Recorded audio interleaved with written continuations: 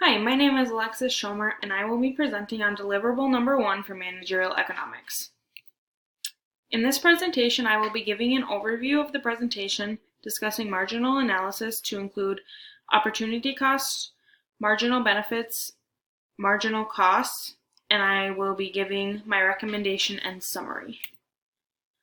The construction of the pipeline will generate high revenues, but also high costs.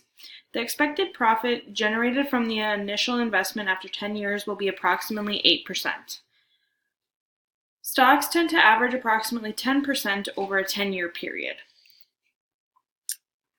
Opportunity costs are the decision process of giving up one item that is wanted for an alternative item that is also wanted.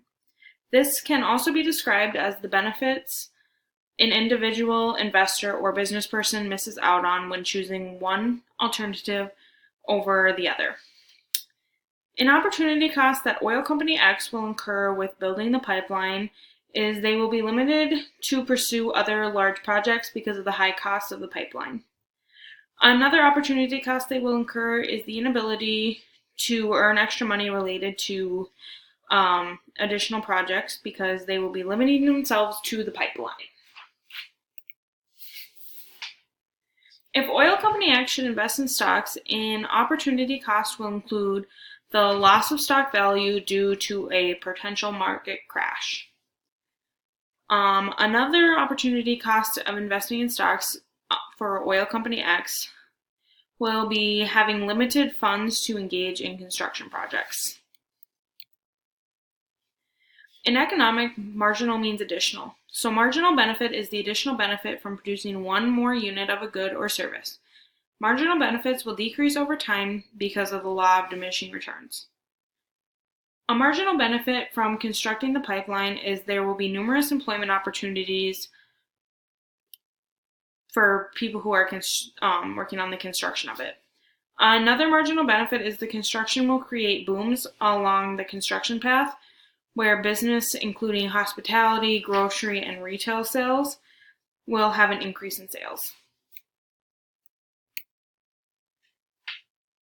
A marginal benefit of investing in stocks is they result in a larger return on investment. The return averages 10% over 10 years compared to the pipeline at 8% over 10 years.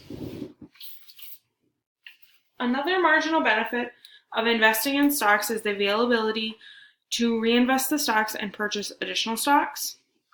And if needed, the stocks can be easily liquidated. Marginal costs are the costs to produce additional units.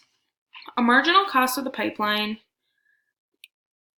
is the disruption of the communities that the construction is taking place in and the noise pollution that it can cause. Another marginal cost of the pipeline is the environmental concerns such as where the wildlife will go once the construction begins and also potential leaks in the pipeline.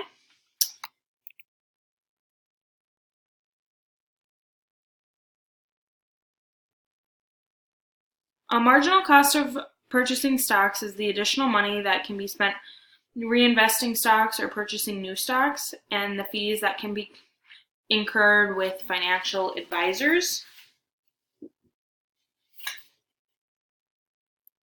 In summary, I discussed what marginal analysis is to include opportunity costs, marginal benefits, and marginal costs.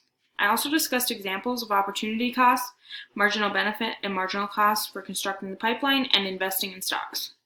My recommendation is to not proceed with the construction of the pipeline based on my marginal analysis of opportunity costs and marginal costs when constructing the pipeline.